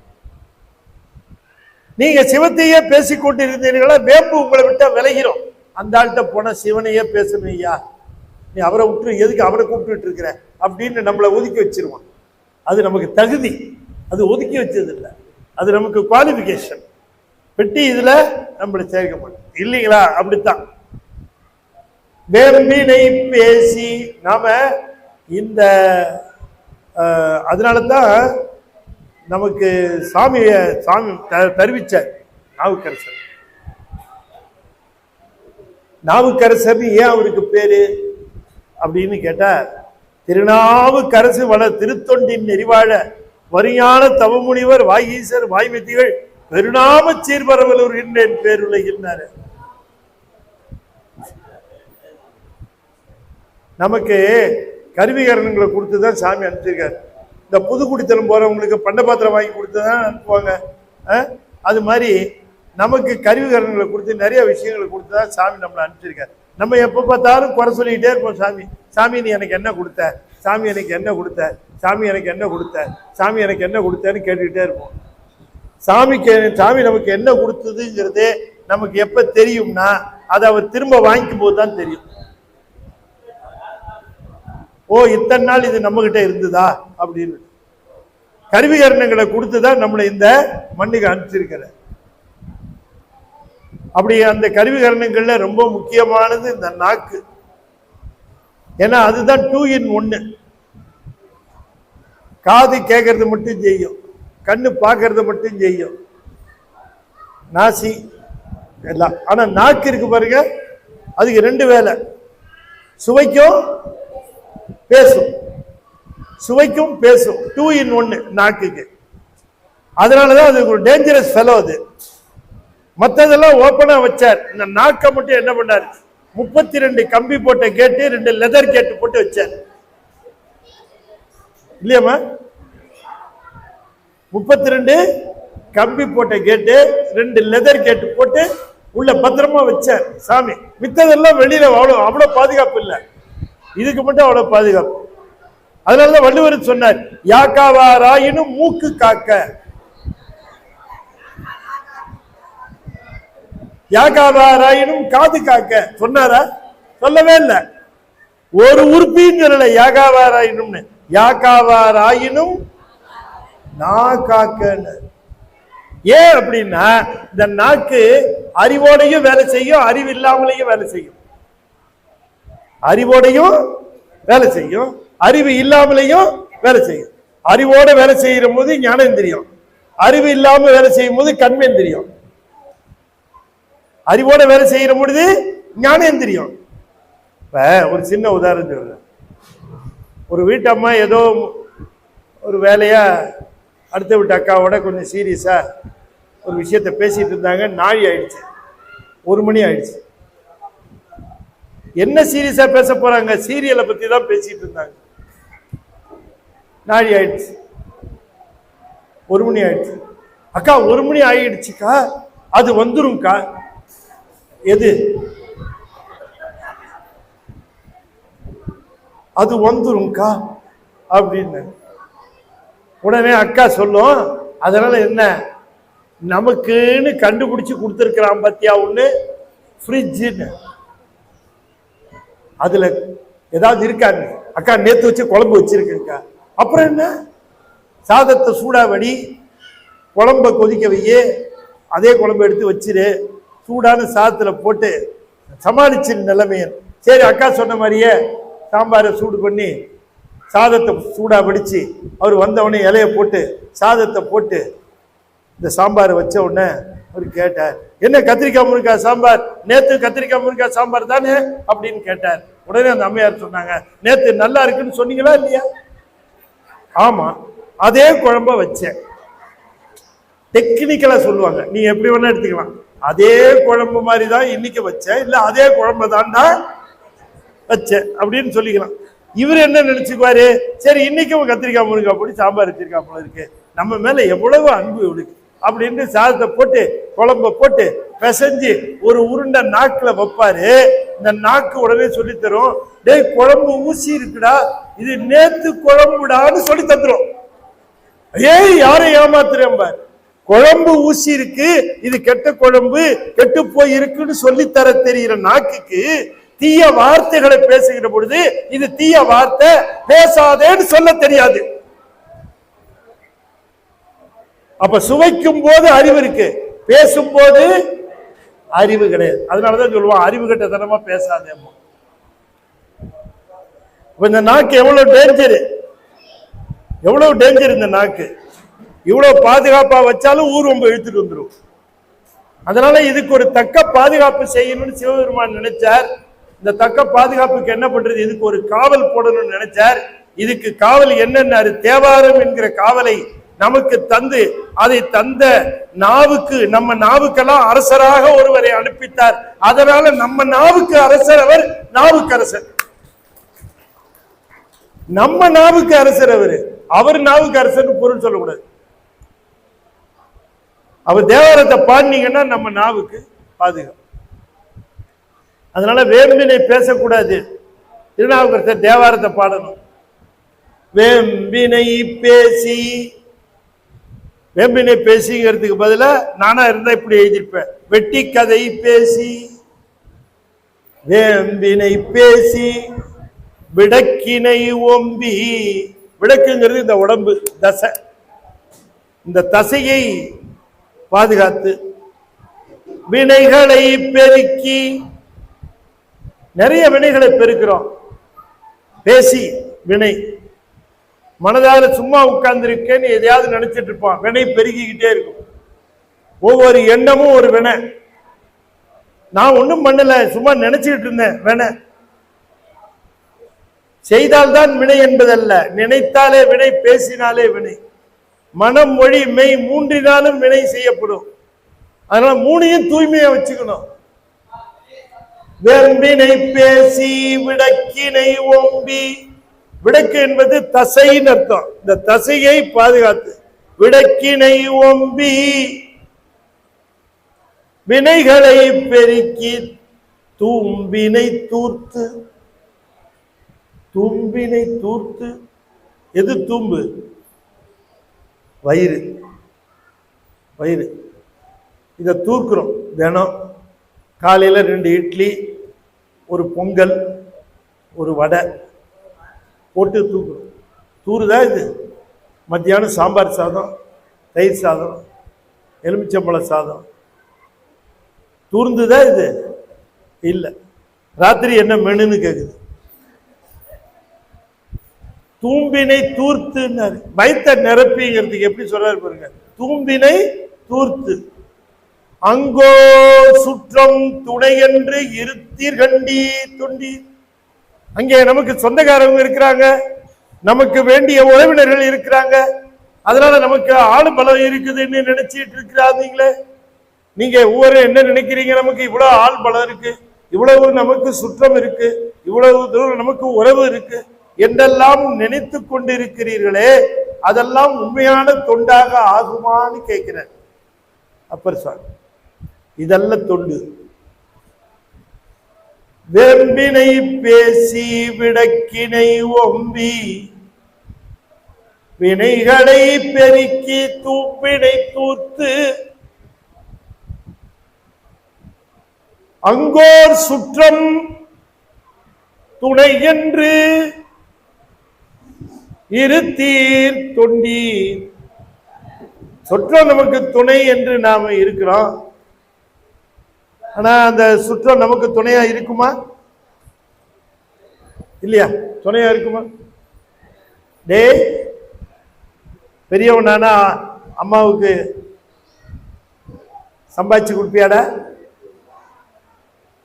பெரியவனான வேலைக்கு போன சம்பாதிச்சு கொடுப்பியாடா? உனக்கே தரேன், நானே வச்சுப்பேன். அது அந்த வயசுலயே சொல்லுது இல்லையா? அந்த வயசுல சொல்லுது, பெருசான தரவ போகுது. ஒருத்தர் ரொம்ப மனசு கஷ்டப்பட்டு ஒரு துறவிகிட்ட வந்தார். சாமி, மனசெல்லாம் ரொம்ப கஷ்டப்படுது சாமின்னு. என்னப்பா சொல்லுப்பான்னு. எனக்கு ஒரே ஒரு பையன், நல்லா வளர்த்தேன், அருமையான கல்வி, நிறைய செலவு பண்ணி கல்வி, அதுக்கப்புறம் அவனுக்கு ஒரு நல்ல வேலை வாங்கி கொடுக்குற செலவு பண்ணேன், மேலை நாட்டிலேயே வேலை கிடைச்சிது, நல்ல திருமணம் பண்ணி வச்சேன், வசதியான வீடு. அவ்வளோதான் சாமி, வரவே மாட்டேங்கிறான், என்னை பார்க்கவும் மாட்டேங்கிறான், கேட்கவும் மாட்டேங்கிறான். அவர் சொன்னாரு, அப்படி உட்காருன்னாரு, முகத்தை காட்டுனாரு, முகத்தை பார்த்தாரு, கையை காட்டுனாரு, கையை காட்டினாரு. அப்படியே கொஞ்ச நேரம் தியானத்தில் இருந்தார். அப்புறம் சொன்னாரப்பா, போன ஜென்மத்தில் 15 லட்சம் ரூபா வாங்கி ஒருத்தனை ஏமாத்திட்டப்பா. 15 லட்சம் ரூபா வாங்கி ஏமாத்திட்டப்பா. அவனும் சேர்த்துட்டான். அதை வசூல் பண்ண வந்தவன் தான் உன் புள்ள. 15 லட்சம் ரூபாய் டாலி ஆயிடுச்சு, உனக்கு அவனுக்கு கணக்கு சரியாயிடுச்சு. இனிமே அவன் வரவும் மாட்டான், உனக்கு கொடுக்கவும் மாட்டான். ஏற்கனவே கொடுத்த 15 லட்சத்தை அடுத்த ஜென்மத்தில் வந்து வாங்க வேண்டியதா போச்சு. உனக்கு இப்பயே அவன் கொடுக்க போறான் இல்லையா?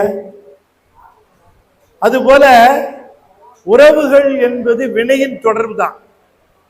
வினை தொடர்பு இல்லாதவர்கள் நமக்கு உறவா வரத்துக்கு வாய்ப்பே இல்லை. நமக்கு எந்தாவது ஒரு வினை தொடர்பு இருந்தா தான் நம்ம அவங்களை சந்திப்போம், இல்லைன்னா நம்ம அவங்களை சந்திக்க வேண்டிய அவசியமே கிடையாது. எத்தனையோ பேர் இருக்கிறாங்க, அத்தனை பேரையும் சந்திக்கிறோமா? இல்ல. யாராருக்கு நமக்கு வினை தொடர்பு இருக்கோ அவங்களதான் சந்திப்போம், மற்றவர்களை நாம சந்திக்கிறது இல்லை. நம்ம உறவுகள் எல்லாம் நம்முடைய வினை தொடர்புகள் தான். ஏதாவது ஒரு வினை தொடர்புல அவர்கள் நம்மோட உறவு கொள்வார்கள், அவ்வளவுதான். அதனாலதான் ஒருத்தர் கேட்டார், ஏன் சார் போன ஜென்மத்தை கொஞ்சம் தெரிஞ்சுக்கிட்டா என்ன சார்? போன ஜென்மத்துல இருக்கிறது தெரிஞ்சா இந்த ஜென்மத்துல ஏதாவது கஷ்டப்பட்டா போன ஜென்மத்துல அந்த தப்பு பண்ணோம், அதனாலதான் இந்த கஷ்டம், இந்த மனசு ஆறுதலாவது இருக்கும் இல்ல சார்னு கேட்டாரு. போன ஜென்மத்தில் இருக்கிறதுல தெரிய ஆரம்பிச்சா எவ்வளவு பெரிய டேஞ்சரு. நீங்க யாரும் பண்ணி பாருங்க. நீங்க என்ன நினைக்கிறீங்க? போன ஜென்மத்தில் இருக்கிறதா தெரியறது நல்லதுன்னு நினைக்கிறீங்களா? நான் மாதிரி பஸ் ஸ்டாண்ட் நிற்பேன், அங்கேருந்து ஒரு அம்மா வருவாங்க, என்னங்க எனக்கு தெரியுதா உங்களுக்கு? யாருமா? நான் தான் உங்க போன ஜென்மத்தை சம்சாரங்க. இந்த ஜென்மத்தையே சமாளிக்க முடியாம கஷ்டப்பட்டு இது பாட்டு புது புது கிளம்பிச்சுன்னா என்ன ஆகுறது? திடீர்னு சைக்கிள்ல போய் நில்லையா, என்ன எங்கேயா வாங்கின 50,000? நான் எப்போயா வாங்கினேன்? போன ஜென்மத்துல வாங்கினையா?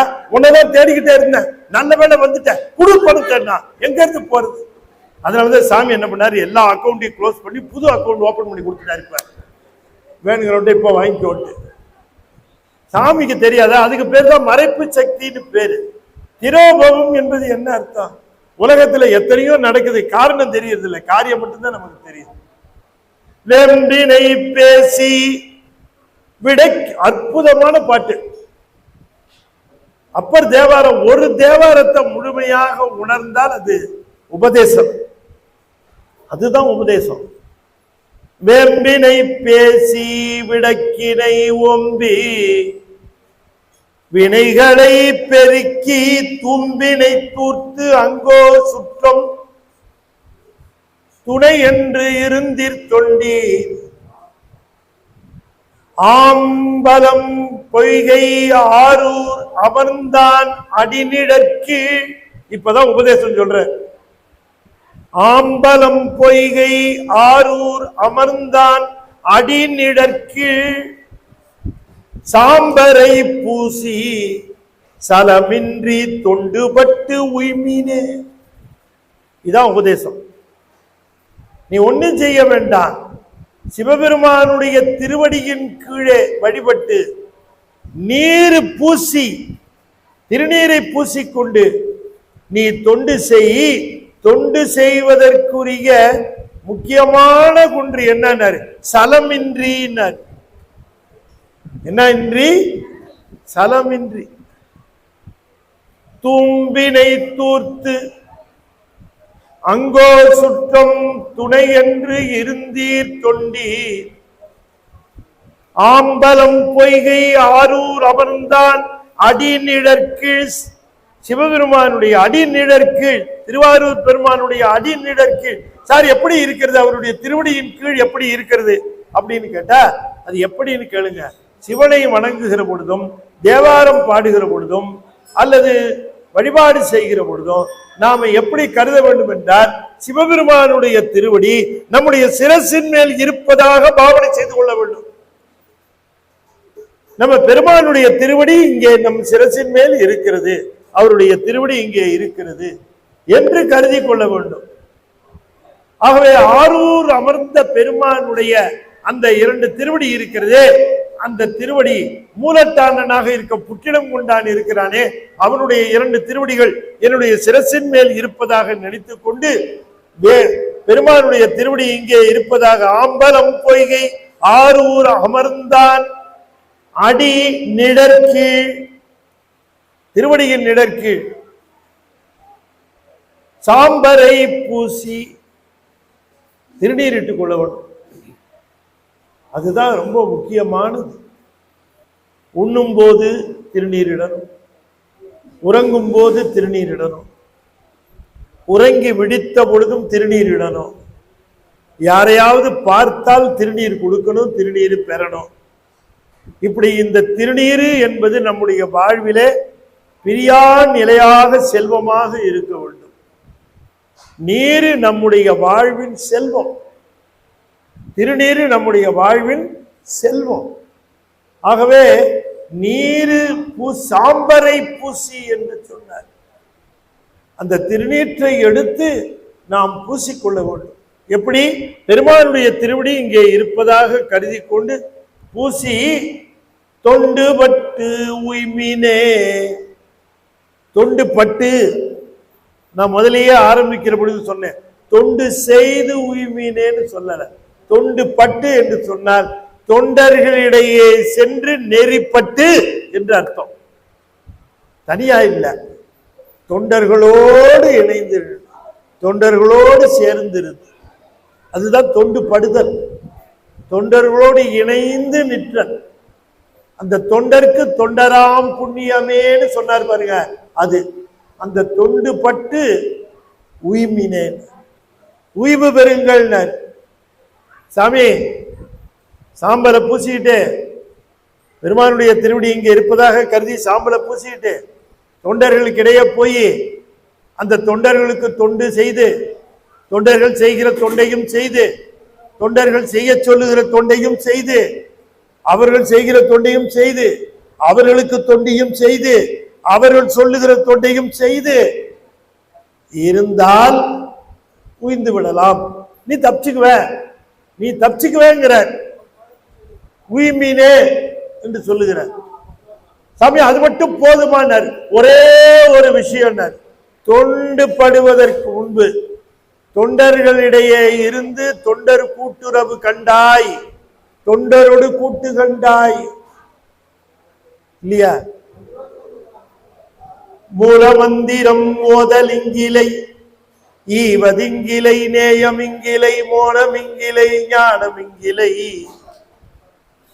மடவார்கள் மோகம் உண்டது, தாகம் உண்ட, பச்சாரம் உண்ட, அபராதம் உண்டு, இடு மூகன் என்றொரு பேரும் உண்டு. அருள் பயிலாத கோலமும் குணையீன துன்பர்கள் வார்மையும் பலவாகி வெந்தெழு கோர கும்பியிலே விழுந்திட நினைவாகி அன்பொடு கூடு கொண்டுடல் வேணை ஞான நெஞ்சினர் பாலினங்கிடு கூர்மை தந்தினி ஆள வந்து அருள் புரிவாயே. பழனி திருப்புகழ், பழனி திருப்புகழ்ல அருணைநாதர் சொல்லுகிறார், பழனி ஆண்டவர்கிட்ட போய் சொல்லுகிறார், பெருமானே எனக்கு மூல மந்திரம் ஓதலிங்கிலை, நான் மந்திரம் எதுவும் சொல்றது இல்லை, ஈவதிங்கிலை யாருக்கு ஒண்ணு கொடுக்க மாட்டேன், ஏன் நேயம் இங்கிலை இறக்கம் இல்ல, அதனால யாருக்கு கொடுக்க, மோனம் இங்கிலை ஏன் ஞானம் இங்கிலை, என்ன சாமி எல்லாமே இல்லை இல்லை இல்லைன்னு சொல்றீங்களே, ஏதாவது ஒண்ணு இருக்குன்னு சொல்லக்கூடாதா? எல்லாம் இல்லை இல்லைன்னு சொன்ன ஏதாவது ஒண்ணு இருக்குன்னு. கணவன் சாப்பிட வந்த உடனே மனைவி, ஏங்க அரிசி இல்லை, ஏங்க பருப்பு இல்லை, ஏங்க அது இல்லை அப்படின்னு சொன்ன சாப்பிட்றவனுக்கு எப்படி இருக்கும்? அது சாப்பிட போற நேரத்தில் சொன்ன சில பேர் அப்பளம் வைப்பாங்க, இதாங்க கடைசி அப்பளம்.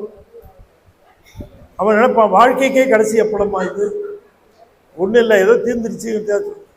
அதனால அவன் சொன்னா, இங்க பார் இல்லை இல்லைன்னு சொன்னா லட்சுமி வரமாட்டான், இருக்கு அப்படின்னு சொன்னாதான் லட்சுமி வரும். சரிங்க நாளையில இருந்து இருக்கு சொல்றேங்கட்டாங்க. எங்க அரிசி டின்னு காலியா இருக்கு, எண்ணெய் பாட்டில் காலியா இருக்கு. அவன் சொன்னா, நீ இல்லைன்னே சொல்லுமா, எனக்கு ஹார்ட் அட்டாக்கே வந்துடும் போல இருக்கு, நீ இல்லை இல்லைன்னு சொல்லு.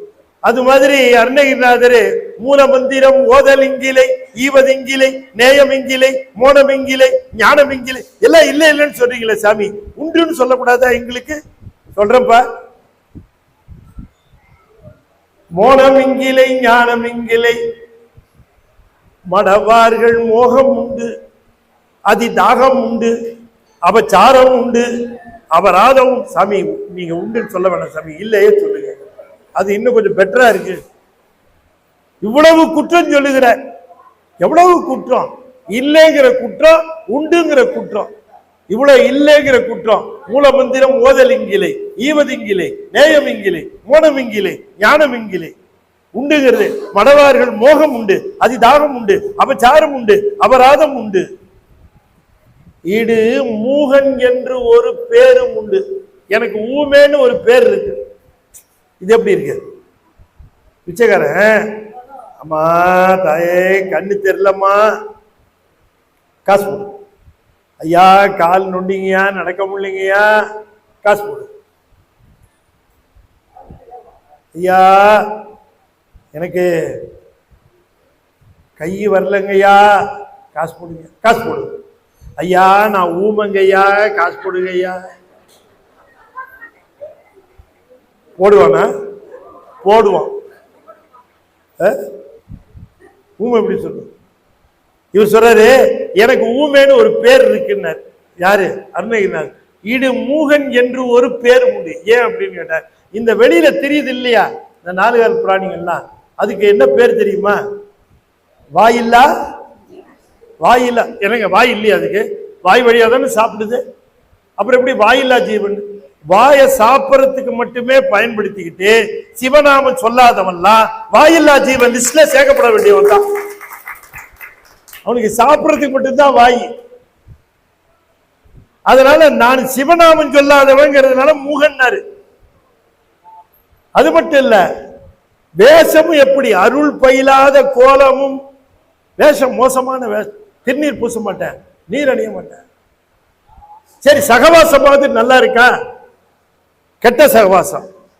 இவ்வளவு மோசமா இருக்கிற சாமி நானு அப்படின்னு முருகன் போய் நின்று, சாமி நீங்க இவ்வளவுத்தையும் ஒரே டேப்லெட்ல தீர்த்து வைக்கிறீங்க. ஏன்பா இவ்வளவு வியாதி சொல்லிவிட்டு ஒரே டேப்லெட்ல தீர்த்து வைக்கிறதா? அது எப்படிப்பா நீ சொல்றது? லிஸ்ட் போடுறதே இவ்வளவு இல்ல சாமி, இதுக்கு மருந்து எனக்கு தெரியும், ஒரே மருந்து, இந்த மருந்தை நீங்க கொடுத்தீங்கன்னா சரியாயிடும். நிஜமாவா? ஆமா. இவ்வளவு வியாதிக்குமா? ஆமா.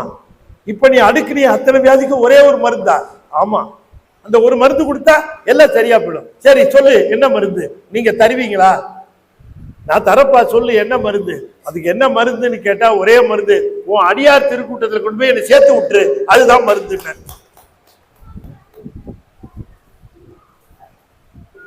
கோர கும்பியிலே விழுந்திர நினைவாகி கூடு கொண்டு உழல்வேனை ஞான நெஞ்சி நற்பால் அன்போடு ஞான நெஞ்சி நற்பால். அடியார்கள்ட்ட கொண்டு போய் எப்படியா சேர்த்திருந்தார், தொண்டர்களோடு சேரணும். அப்ப தொண்டுபட்டு உய்மினேன்னார். தொண்டுபட்டு தொண்டர்களிடையே சென்று தொண்டருக்கு தொண்டு செய்து, தொண்டர் செய்கிற தொண்டை செய்து, தொண்டர் சொல்லுகிற தொண்டையும் செய்து. நான் 3 சொல்லியிருக்கேன், 3 சொல்லியிருக்கேன், கவனிச்சிக்கலான்னு தெரியல. தொண்டரோடு போய் சேர்ந்து தொண்டருக்கு தொண்டு செய்தல், தொண்டருக்கு தொண்டர் செய்கிற தொண்டை செய்தல். தொண்டர் செய்கிற தொண்டை செய்தல். மூணாவது, தொண்டர் செய்ய சொல்லுகிற தொண்டை செய்தல். ஏவுகிற தொண்டை, இதை போய் செய், அதை போய் செய்யணும், நான் ஏன் செய்யணும், நீ என்ன பண்ணிட்டு இருக்கிற அப்படின்னு கேட்கக்கூடாது. கேட்டா போச்சு.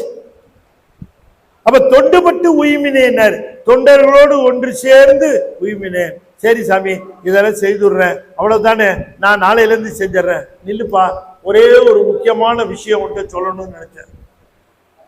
என்ன சாமி, எல்லா விஷயமும் சொல்லிட்டீங்களே, என்ன விஷயம் சொன்ன சாமி? நீங்க தான் சொன்னீங்களே, வேம்பினை பேசாத, விடக்கினை ஓம்பாத, தூம்பினை தூர்க்காத, சுற்றத்தை தொண்டை சுற்றத்தை அது உண்மையான உறவு துணை என்று கருதாத, சுற்றி இருக்கிற சுற்றத்தை இவர் துணை அவர் துணை இவர் துணை என்று நினைக்காத. இந்த துணையெல்லாம் வருமா? முடியாம படுத்திருக்கிறார், முடியாம படுத்திருக்கார் கன்சாமி. அப்பா ஏதோ கால்மாட்டில் இருக்கிறப்பா சாமி, ரொம்ப முடியல, அவ்வளவுதான், முடிஞ்சு போச்சு, எல்லாம் வந்து இருக்கிறாங்க. முச்சாமி, அப்பா இதோ பாருங்க பக்கத்தில் நிக்கிற பாருங்க. வேலுச்சாமி, இதோ தலைமாட்டில் நிக்கிறப்பா. ஏண்டா எல்லாரும் இங்கே இருக்கீங்களே, கடையை யாரா பார்த்துக்குவாங்க? இப்பத்தான் கிளம்புறான, கடையை பத்தி என்ன பிரச்சனை? அப்ப கூட சிவத்தை பத்தி என்ன? அதைத்தான் சொன்னார், ஆங்கோர் சுற்றம் துணையென்று இருத்தீர் கண்டீர். மான் பண்றார். ஒருத்தர் சொன்னார், எனக்கு என்ன சார் கவலை, 3 பையன் சார், பையன் சும்மா ராஜா மாதிரி படிச்சுட்டு இருக்காங்க. ஒவ்வொரு பையன் வீட்டுல 4 மாசம் இருந்தா சரியா போச்சு, 1 வருஷம். 3 பையன் பிரமாதமா படிச்சுட்டு இருக்கிறாங்க. எனக்கு என்ன சார் கவலை என்னாரு. 10 வருஷம் கழிச்சு அவர் நண்பர் சந்திச்சார். ஐயா எப்படி இருக்கிறேன்? நல்லா இருக்கேன். என்னாச்சு, பெரிய பையன் எங்க இருக்கிறான்? பெரிய பையன் ஆஸ்திரேலியா இருக்கா. ஐயா ஆஸ்திரேலியாவா? நடுப்பையன் அவன் சிங்கப்பூர்ல இருக்கிறான். பரவாயில்லையே. சின்னவன் துபாயில இருக்காயா? அப்படியா? நீங்க நடுத்தருவில் இருக்கையா?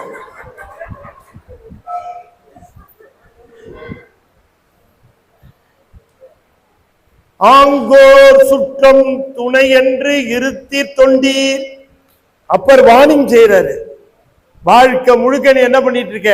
வேம்பினை பேசி, வெட்டி கதை பேசி, ஒன்னுத்துக்கும் பிரயோஜனம் இல்லாத கதைய பேசி பேசி பேசி, வேம்பினை பேசி, விடக்கினை ஓம்பி, இந்த உடம்பை பாதுகாத்துக்கிறதுக்கு என்னென்னலாம் பண்ணிக்கிறோம். விடக்கினை ஓம்பி, வினைகளை பெருக்கி, தூம்பினை தூத்து. சாமி இவ்வளவு சொன்னீங்களே, இதெல்லாம் நீங்க பண்ணாதுன்னு சொன்னீங்களே, அப்புறம் என்ன? இல்லப்பா, தொண்டர்கள்ட்ட வந்து சேர்ந்துட்ட, தொண்டர்களோடு இருக்கிற, தொண்டர்களுக்கு தொண்டு செய்யற, தொண்டர்கள் செய்கிற தொண்டை செய்யற, தொண்டர்கள் ஏவுகிற தொண்டையும் செய்கிற. சரி, ஆனா ஒரே ஒரு விஷயம் ரொம்ப முக்கியம். என்ன ஒரே ஒரு விஷயம், நீ எவ்வளவு பெரிய தொண்டுல செய்திருந்தாலும் சரி, எவ்வளவு பெரிய தொண்டை செஞ்சாலும் ஒரே ஒரு விஷயத்த மறந்துடாத. உன் மனசுல எப்பவும் பகைமை எண்ணம் வரக்கூடாது. என்ன வரக்கூடாது? என்ன வரக்கூடாது? பகைமை எண்ணம் வரக்கூடாது. அதனால ரொம்ப அருமையா சொன்னார், நீ தொண்டுபடுவது முக்கியமல்ல, பகைமை இல்லாமல் சாம்பரை பூசி சலம் இன்றி. சலம்னா என்ன அர்த்தம்? சலம்னா நீர்னு ஒரு அர்த்தம் இருக்கு, இன்னொரு அர்த்தம் சலம்ங்கிறது கோபம், பகைமைன்னு அர்த்தம். சலங்கானும் வேந்தர் தமக்கும் அஞ்சாறுனாரு வேந்தர் அலங்காரத்துல. சலம் என்று சொன்னால் பகைமை, கோபம், இது இருந்தா போச்சு. எனவே பகைமையும் கோபமும் இல்லாத தொண்டு, அந்த தொண்டுதான் உன்னை உய்விக்கின்ற தொண்டு. கோபப்பட்டம்னா போச்சு. விருப்பு வெறுப்பு இகல் பகை என்று சொல்லக்கூடியவை எல்லாம் வினைகளை பெருக்கும். அதனால நீ தொண்டு செய்ய வந்து விட்டால் எல்லாவற்றையும் சிவனுக்கு ஒப்படைத்து விட்டு அடியார்களுக்கு தொண்டு செய்கின்ற பொழுதே சாம்பரை பூசி சலமின்றி தொண்டு பட்டு உய்மினே என்று குறிப்பிடுகின்றார். எனவே அன்பர்களே, தொண்டுபடுதல் என்பது தொண்டர்களுக்கு தொண்டு செய்வது மட்டுமல்ல, தொண்டர்கள் செய்கிற தொண்டை தானும் செய்வதல்ல. இப்ப தொண்டர் வந்து சேர் போட்டுக்கிட்டு இருந்தாருன்னா நீயும் போய் சேர் போடலாம். தொண்டர் செய்கிற தொண்டு.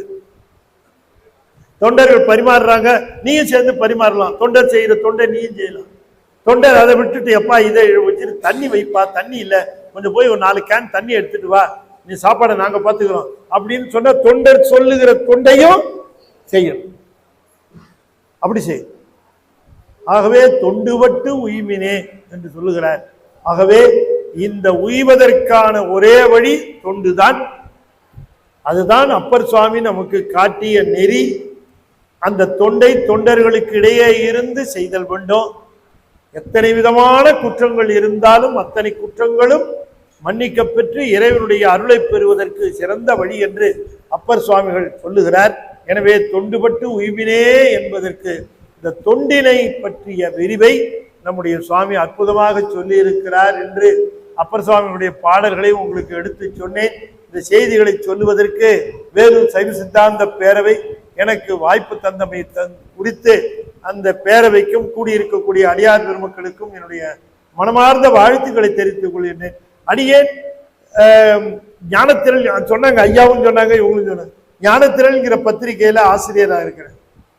15 வருடமாக வருகிற, திருமுறைக்கென்றே வருகிற, 15 வருடங்களாக தொடர்ந்து வருகிற, பல நாடுகளுக்கும் சென்று வருகிற ஒரே சைவ சமய பத்திரிகை ஞானத்திரள் மட்டும்தான்.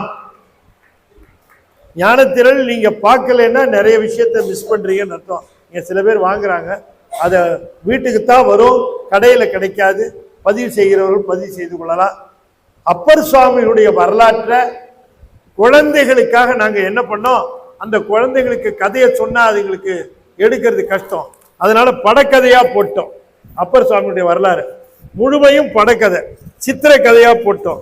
இந்த போட்டதற்கு பிறகு குழந்தைகள் எல்லாம் அப்பர் சுவாமியுடைய வரலாற்றை படங்களா பார்த்து மிக அற்புதமாக இந்த புத்தகம் தீவிரமாக விற்பனை ஆகிக்கொண்டு, குழந்தைங்க இப்பெல்லாம் செல்போனை நோன்றதை விட்டுருச்சு.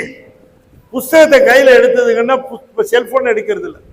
தாய்மார்கள்லாம் உணவு கொடுக்கறதுக்கு செல்போனை கொடுக்காம இந்த புத்தகத்தை கையில கொடுத்துட்றாங்க. அந்த குழந்தைங்க இந்த ஆர்வமா இந்த கலர் படத்தை பார்த்து கொஞ்சம் கொஞ்சமா இந்த ஒரு ஒரு குழந்தை என்ன சொல்லுது, அற்புதமா கதை சொல்லுது, அதை ரெக்கார்ட் பண்ணி வச்சிருக்கிறாங்க. இதை பார்த்து ஒரு சின்ன குழந்தை கதை சொல்லுது. அப்பர் சுவாமி என்ன பண்ணாராம், பேட் பாய்ஸோட போயிட்டாரு. சமணர்களோட போனத அது கதை சொல்லுது. அப்பர் சுவாமி பேட் பாய்ஸோட போயிட்டார் அப்படின்னு அந்த படத்தை பார்த்து சொல்லுது. இப்படி குழந்தைங்களுக்கு சொல்லுகிற இந்த படக்கதை ஒரு அற்புதமான இதுவும் இங்க இருக்கிறது. வேணுங்கிற அன்பர் அன்னைக்கு கொண்டு வந்து தீர்ந்து போச்சு, நிறைய பேர் கேட்டாங்க. இன்னைக்கு இருக்கு, வேணுங்கள் பெற்றுக்கொள்ளலாம். அதே போல சுந்தர தேவாரம் நான் சொன்னேன், இதெல்லாம் லைப்ரரியில் இருக்க வேண்டியது. ஐயா கரெக்டா சொன்னாங்க, அவங்க சொன்னது இவங்க சொன்னாங்க, ஐயா தான் சொன்னாங்க. புத்தகம் நாங்கள் ஒரு தடவை போட்டோம்னா தீர்ந்து போச்சுன்னா அடுத்த எடிஷன் போறதில்லை. அது மாதிரிதான் திருவாசகம் வரலாற்று முறையில் போட்டோம், முழுக்க தீர்ந்து போச்சு, புத்தகம் இல்லை. அதே போல பளிங்கில் பவளம் திருமந்திரம் போட்டேன், எல்லா புத்தகமும் போயிடுச்சு. இப்போ புத்தகம் கொடுன்னு கேட்குறாங்க. இருக்கும்போது வாங்கி வச்சுக்கணும், அதுக்கப்புறம் கிடைக்காது. இது சுந்தரருக்கு இதை விட ஒரு சிறந்த ஒரு கையேடு இருக்க முடியாது. இது இருக்கிறது, ஞானத்திரளில் பதிவு செய்து கொள்ளலாம் என்று சொல்லி இங்கே அருமை நண்பர் கார்த்திகேயன் அவர்களுக்கும் மற்றவர்களுக்கும் எங்களுடைய தம்பிரான் ஐயா அவர்களுக்கும் எல்லாருக்கும் என்னுடைய மனமார்ந்த வாழ்த்துக்களை சொல்லி, நான் வரும்போதே கேட்டேன் ஒருத்தட்ட, ஐயா வருவாங்களான்னு கேட்டேன், தம்பிரான் ஐயா வருவாங்களான்னு கேட்டேன் ஒருத்தட்ட. அவர் சொன்ன தெரிலங்க எனக்கு அப்படின்னாரு. கார்த்திகேயனை கேட்கல, நான் வேற ஒருத்தரை கேட்டேன். அப்போ கேட்டால் வருவாங்களா, வேற எங்கேயும் ஒரு இடத்துல கோயில் சார்ந்து அவர் போயிருக்காருன்னு கேள்விப்பட்டேன். அவர் சொன்னார்.